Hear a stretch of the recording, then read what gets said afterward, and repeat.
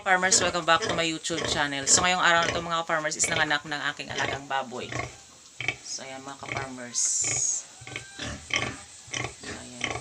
So mga farmers, ito is anak ito ng native pigs. So ito mga farmers, yung inahin na ito mga farmers is Hyper po ito mga farmers. Is large white po ito mga farmers at Pitrin na kinross breed mga farmers. So, ang kanyang mga anak is native pigs. Kinrossbreed na rin sa mga native pigs. So, ito ang kanyang mga anak, mga ka-farmers.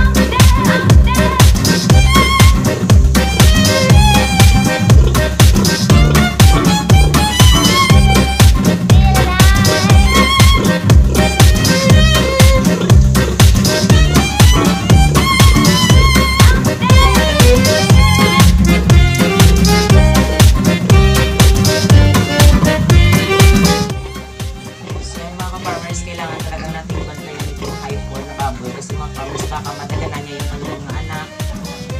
So kanina mga farmers ng anak siya is 11 PM. So natapos siya mga anak is mga 2 AM sa umaga. So mga farmers, puyat pa ako ngayon.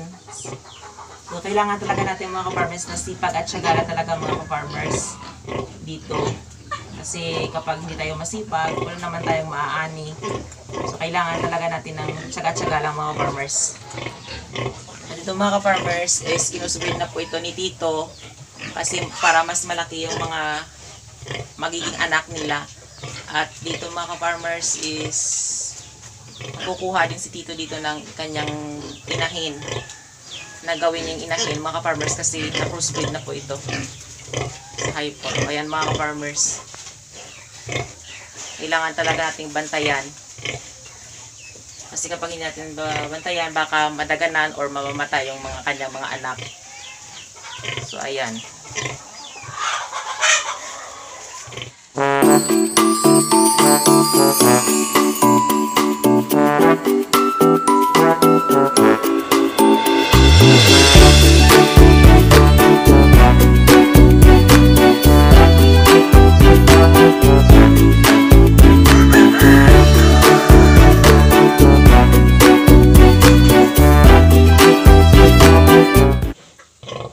So ayan mga ka-farmers, nantok pa talaga ako mga ka-farmers kasi wala pa ako ngayong tulog.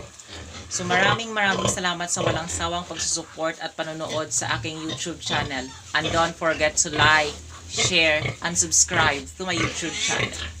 Happy farming mga ka-farmers!